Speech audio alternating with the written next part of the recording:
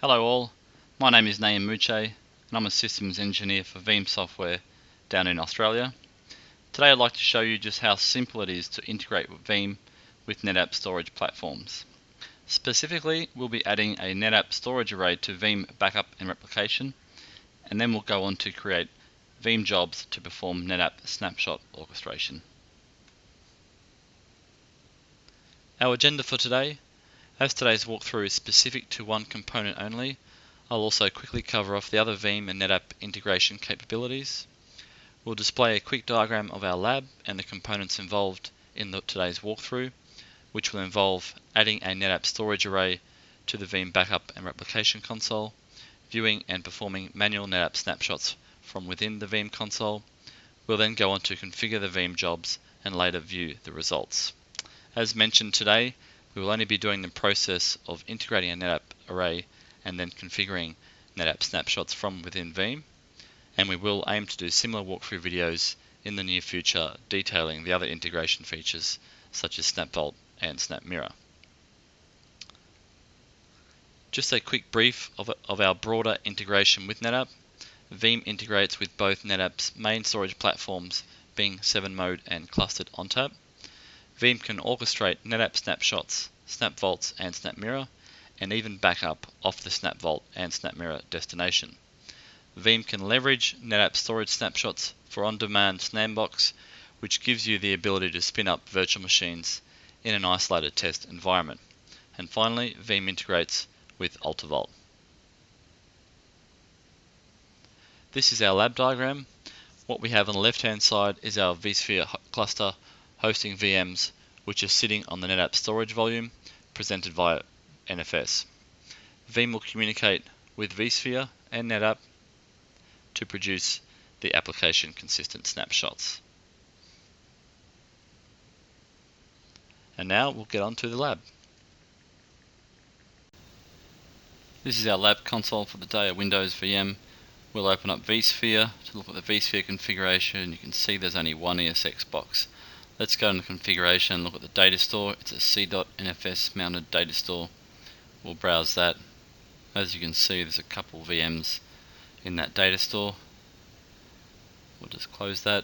Now we'll go across to Veeam. Most activity in Veeam is normally done in the backup and replication console, but to add a controller we have to go into the storage infrastructure tab. We'll add storage and we'll select the NetApp option. This is where we'll add the DNS or IP address of our NetApp array. Click Next. We'll add our credentials. And password.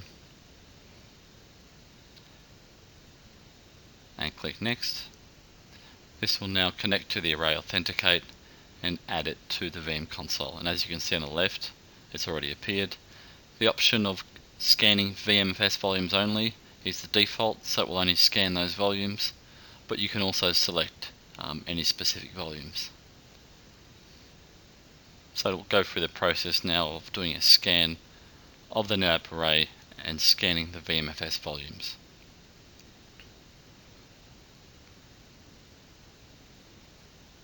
That's complete. Now we can browse the NetApp array in the storage infrastructure component on the left. That's our cluster called cluster 1. Within that cluster 1 you'll see an SVM or a vServer, and it's got one VM there, one volume there, which is dedicated as a data store.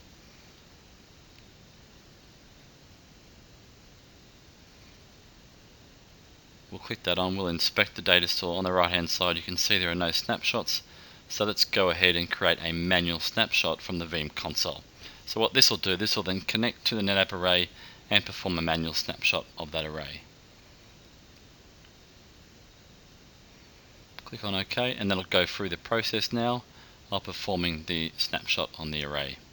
And at the end of the snapshot, I'll actually do a rescan of that snapshot to analyze the details of that snapshot. And at the end of this process, what we'll be able to do is we'll be able to browse that snapshot and look at the VM objects within that snapshot. So on the left, we'll now open up the volume. We'll see there's one snapshot, and on the right hand side you'll see the actual VMs which are part of that snapshot. So you can then click on the VMs themselves and then browse for recovery, or browse to restore application items.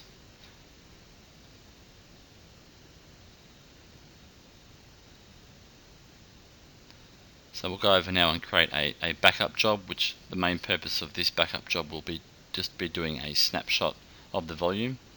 So we'll give it a name. We'll just name it NetApp Snapshot Only. We'll then select either the virtual machines or a data store. We can select a data store in this case, and that will snap all of the VMs on that particular volume. As you can see, you can browse as well and select. So we'll select a C.data store, and you can see the VMs in there. So we'll select it. We will select it at a data store level. Click on Next. You can see on the right hand side the amount of data on that volume. Click on Next, and this is where we'll select Snapshot, Primary Snapshot Only. So we'll drop down that box at the very bottom, NetApp Snapshot, and then it says Primary Storage Snapshot Only. We'll have 14 snapshots, the default. Click on Next. As these are Linux VMs only, we won't enable that option, but that's for Windows applications. We'll select a schedule. Once again, select any schedule which you require, and then we'll create the job. And at the bottom here, you can see in that window there's actually a command line if you ever want to run it manually from a Windows machine.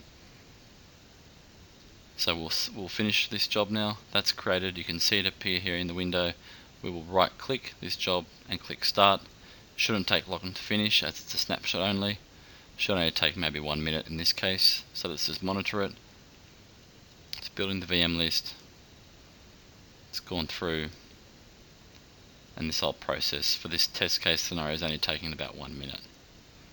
So that means we can go now over to infrastructure.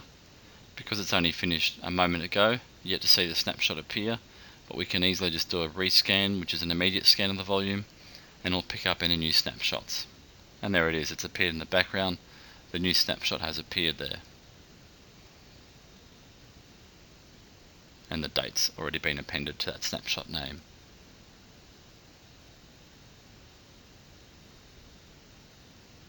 Let's close that.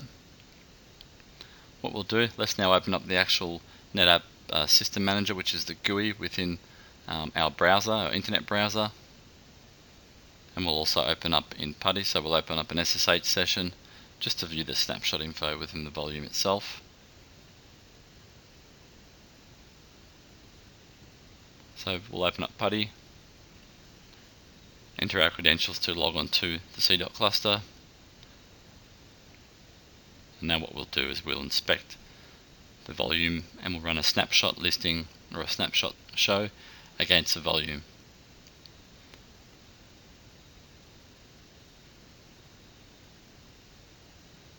As you can see, these are the two snapshots which were created from Veeam. One was manual at the start, and the other one was the one which was done via the backup job schedule. This is also the GUI through the Internet Explorer here, Chrome in specific.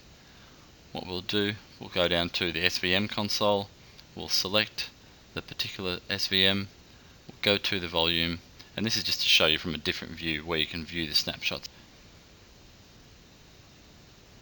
And in the bottom here you can see these are the exact same thing as we saw in Veeam and the exact same thing that we saw in our SSH console.